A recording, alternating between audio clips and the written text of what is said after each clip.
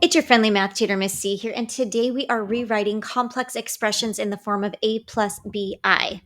All right, so there are two things that we need to do when we are rewriting expressions in this form. And by the way, this is the standard form that you would want to write complex expressions. Just like we don't leave roots in the denominator, we go through a process called rationalize in the denominator. This process is very similar. We don't leave imaginary numbers in the denominator. So that's just a standard in math. So the two things we need to know, we need to know how to use a conjugate pair. And we'll go over what that is. It's actually the same process you use for rationalizing the denominator. And we need to know what I squared equals. And you might remember that I squared equals -1. So let's go ahead and get started. Our first expression is 8 divided by the quantity 3 plus 2i. So our first step is to apply the conjugate pair. So basically, a conjugate pair keeps the first term in our binomial the same and the last term in our binomial the same. What changes is the sign. So you're going to notice that the only change in these binomials is the sign. All right, I'm going to show you why that matters in a second. But before we do that, in math, we don't change the value of expressions. We just change the way they look. So we also have to multiply the numerator by 3 minus 2i. Essentially, we've created an equivalent, we're going to be creating an equivalent fraction because 3 minus 2i divided by 3 minus 2i is 1. So we haven't changed the value, we're changing the way this looks. All right, so I'm going to go ahead and I'm going to distribute this 8 to every term in this expression, or in this binomial here, as my next step. So 8 times 3 is 24, minus 8 times 2i, which is 16i. All right, now for the denominator. We are going to do the same thing. We're going to distribute, sometimes we call it foiling. We have 3 times 3, which is 9. 3 times -2i, which is -6i. We have 2i times 3, which is 6i. And we have 2i minus 2i, which is -4i squared. Now, for those of you who have studied quadratics, which is probably all of you if you're doing complex numbers, what you're going to notice is this whole denominator here, when we multiply the binomial by its opposite, is considered a difference of squares. And when we have a difference of squares in math, what happens every single time, the pattern is the middle two values create a value of 0. So -6i plus 6i is 0. This happens every single time you multiply a binomial by its, I would say its opposite binomial, by its conjugate pair. The middle term goes away. So this is how you rationalize the denominator when you're dealing with roots as well. So this is a pattern you are going to see every single time. So then what we know then, this will happen every time. So that's going to save us some steps in the long run. But for now, we're just going to go ahead and simplify this. Okay, now this is where our I squared substitution is going to happen.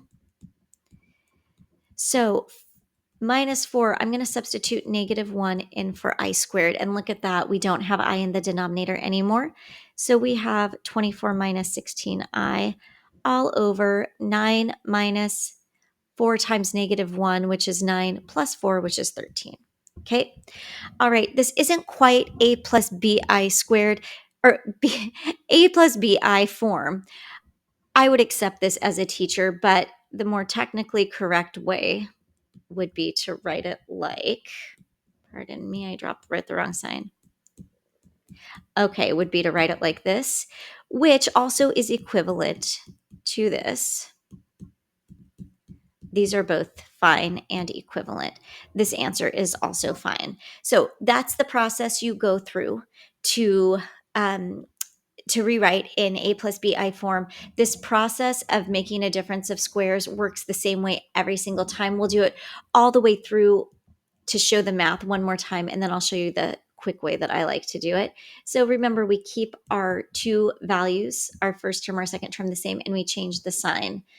So you're going to notice those two signs should be opposite. And what I do to the denominator, I do to the numerator. Make sure you don't drop your parentheses here. And now we're just going to distribute. We have 4i times 9 is 36i We have 4i times I, which gives us 4i squared.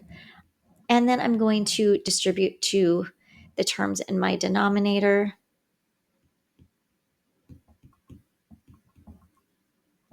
If at any time you're following along and I'm going too fast, go ahead and pause and you can then see what I'm doing. Okay, so what we know is if we did this correctly, these two terms should equal 0, which they do. So now I'm going to go ahead and simplify, and I'm going to do it in one swoop because part of doing these problems that are a little tedious is being efficient. So I'm going to say 36i plus 4 times I squared is equal to -1. So I'm going to substitute that in. And 81 minus, this is -1 that I'm substituting in for negative I squared. Okay. All right. Now I'm going to go ahead and simplify this to 36 minus 4 all over 81 minus -1, which is 82. So the great news is, oh, I think I dropped my I here. Oops. There we go.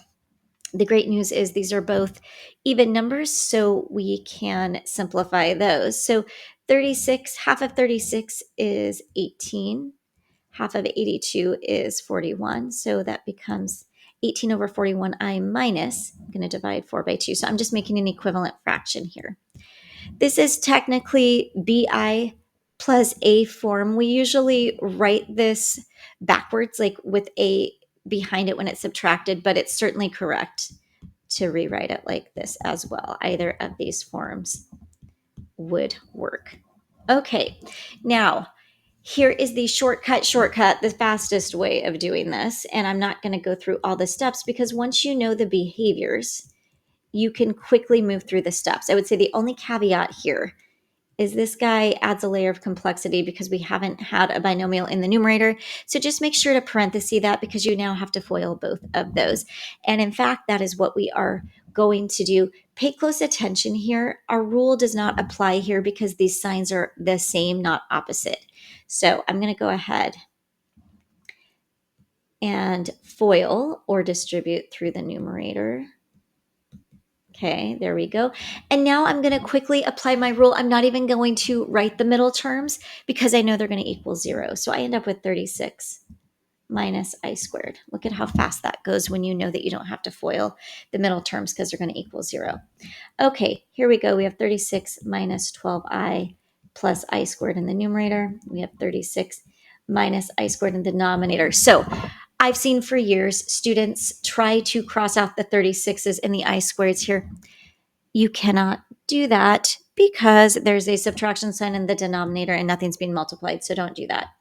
All right, but I do know that I can simplify the I squared. So I'm going to go ahead and do that. So I end up with 36 minus 12i minus 1, right? This is what is equal to -1 there. And I also have 36 minus, don't drop that negative, that's also a common error, minus, and then I squared is equal to -1. So 36 minus 1 is 35, minus 12i, all over 36 minus -1, which is 37.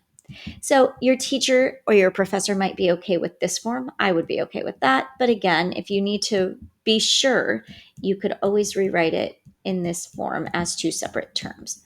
So there is that one. Now, I challenge you to pause the video and try this last one on your own so you are confident that you can do it on your own. If not, you can just watch me do it. And I'm going to do it really quickly without talking. So here we go.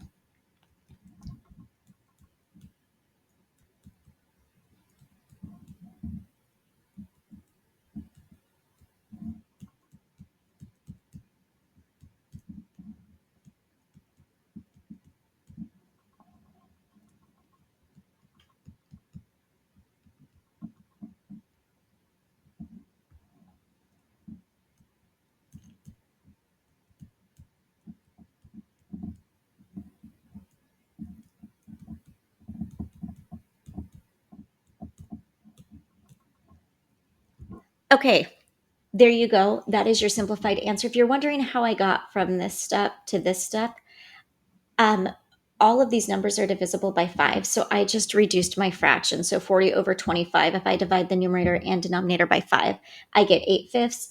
30 and 25 are also divisible by 5, so I did the same thing here. If this video was helpful for you at all, please like it so other folks can see it when they search for how to simplify or rewrite complex expressions in a plus bi form. Make sure to subscribe so you don't miss a math video. And remember, till next time, you've got this.